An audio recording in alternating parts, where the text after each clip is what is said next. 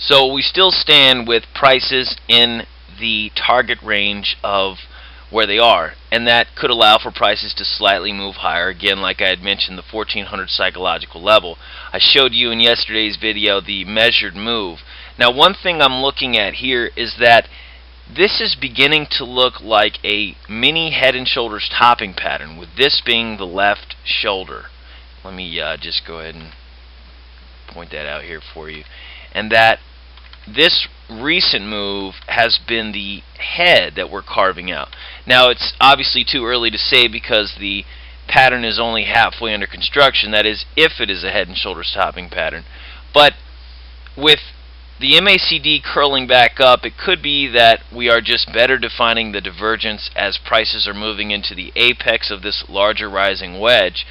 And another thing is that I was looking at the XLF sector today, and let me pull that up for you so you can see where I'm coming from.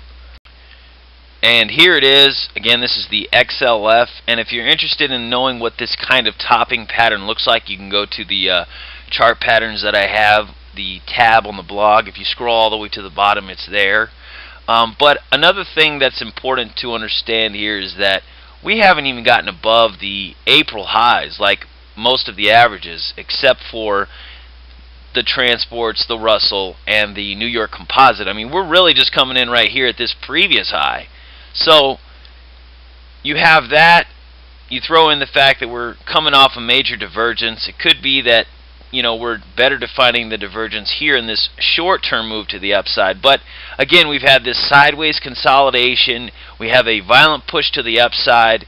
There was very little follow-through today. So again, not to say that we can't go slightly higher, and that is assuming that prices in the market averages do. It could very well be that we're here at a blow-off top. And if it's not, then if we pull back at some point, then we may carve out a right shoulder. And here is the S&P on the hourly chart, and going back to that measured move, along with the fact that, well, let me just go ahead and show you first. This move that you saw first, the first leg up, if I duplicate that, you can see that prices are fairly close to the, well, distance in terms of the length of the next leg higher. So, you know, it's very well possible that if we are consolidating for a slight push higher, then we could get back to that 1400 psychological level. Now, again, you can see that things are looking bearish here with the MACD ready to cross. The histogram bars, if you can see behind this indicator, they are forming lower highs. The stochastic, again, showing divergence. So as of right now, it does appear like prices are at least due for a pullback or a reversal of some kind, given the divergences that are setting up. And here is the dollar on the hourly chart. You can see the divergence is setting up on the MACD. The dollar's had a pretty nice run here. The stochastic as well, giving lower highs. So we're getting some cautionary signals, but again, for the most part, the dollar is very bullish. This is just the hourly chart, so it could very well be that prices may want to retrace.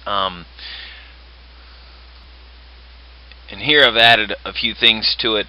From this previous high down to this low, I have just the 50% retracement, and it was pretty clear that that was where prices for some time were holding as resistance, and there were several cluster zones at each point. And so since we've chewed through that, we've been able to break above it and form this sort of upward channel. Now, we are also coming in at a kind of a support level at this point for some time, so it could be that prices may want to rest a little while. They've had a nice run. If they do, I would look for a pullback back to that, you know, 50% retracement level, where it should then act as support. You know, it's been kind of basing here below, and now that it's gotten above it, all of this will then act as support, where it at before it was just resistance. And to give you a better idea, you can see that this is the daily chart of the US dollar. And what I'm circling here is that this was obviously a cluster zone where buyers and sellers were fighting it out, and it was clear that when prices broke to the downside, that was your opportunity to go short. Now, we're also coming in again right at that what was support level, and because it was broken, this will act as resistance. So the fact that we've had a pretty nice run in the dollar, I'm starting to see divergences on the hourly chart. It could be that prices may want to take a breather at this point, and you can see how the tails were coming in before, so we're right at a resistance level, so keep that in mind. And here is the VIX again on the daily chart. We haven't really done too much in the past few sessions. It looks like prices really want to hang out in this area. Now, these are back-to-back inverted hammers, and to validate this candlestick from today, we would need to see a close above the high of the candlestick. Now, it's also bullish in the sense that you can see by the wicks of the way the candles have formed that the sellers have not been able to really push prices down for each session. You can see that the body of the candlestick is holding up because buyers are coming in at this area. So on one hand, it's bullish in the fact that, you know, it seems like we've established a support level that is oversold enough to where we can find a bottom. The bearish part about it is that we did break this previous basing pattern that we had established for about a month to a month and a half. So usually with this thing, man, we see like huge spikes in volatility, and we have no problem getting it back above where we were previously trading. That is, if the market decides to sell off here. But again, like, we have to take it day by day, and what I'm seeing here is that at this support level here, this newly found support level, that buyers are stepping in. Here's gold. We were looking for, you know, the neckline of the pattern to break. You can see that with today's candlestick, we broke through this previous support level, this short-term support. So I had mentioned that I was looking for lower prices to come. Now, one thing that's interesting to me, and I'm going to point this out to you guys, just in case we may be looking at something different in terms of this intermediate term pattern. It could be that we are forming an inverse head and shoulders bottoming pattern.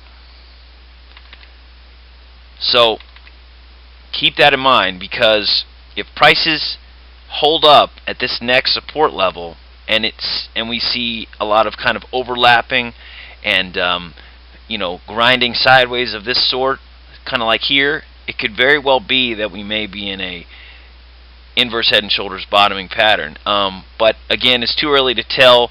As of now, the next support level will be in this cluster zone, so we'll be looking for that in the days to come. Here we have what seems to be more of a head and shoulders topping pattern. Again, it looks better defined. Now, this left shoulder could very well be defined as this whole pattern as a blow off top, but with this kind of move back up, this weak right shoulder, and you usually see that in head and shoulders topping patterns, the right shoulder, the rally back up is feeble. So the support level broken today did some damage again. It was on higher volume, so we'd be looking for prices to get out of this cluster zone and go back down to the next one coming in. Let's see here. Well, the first level I'd be looking for is the 30 level, the psychological level. So, and a few charts I want to run through just real quick. The transport's breaking its downward trend line. You can see that the tails of each of these candlesticks are showing that buyers are stepping in. This very well could be a back test of the pattern.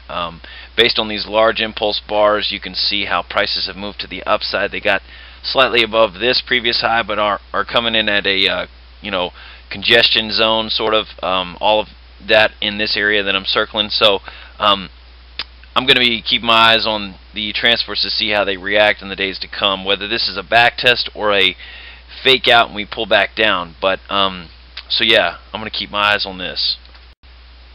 The Russell again coming in at horizontal resistance. It did manage to get back above what was resistance down below, so prices have reacted very strongly, and now they're coming back into this same level. So again, I'll be watching this as well. Now, if we break above, a decisive break above the high, which is 833.02, would really confirm a breakout move. So I'll be looking for how prices react in the days to come at this level. We saw very little selling at this upper level again, and you know, prices today really sold off to just below the 50% retracement of yesterday, so that's also a bullish thing. To add confidence to, you know, possibly a 1, 2, 3 reversal or a beginning move to the downside, we really need to see a break below this candlestick as well as the previous day, and that would come in at 814.12. So be looking for that, and obviously a break to the upside. I've given those numbers, so there you have it. And finally, here's the New York Composite. Again, we saw very little selling today after such a huge move. That's usually bullish. This can be classified as a bearish Ramy pattern, but to validate the overall pattern, it would be that we break below the low of this previous day, not from today's session, but the previous day on Monday, and that came in right at, let's see here, the low would come in at 8,086.28. Okay, have a good night, and I hope you enjoyed the video. Thanks.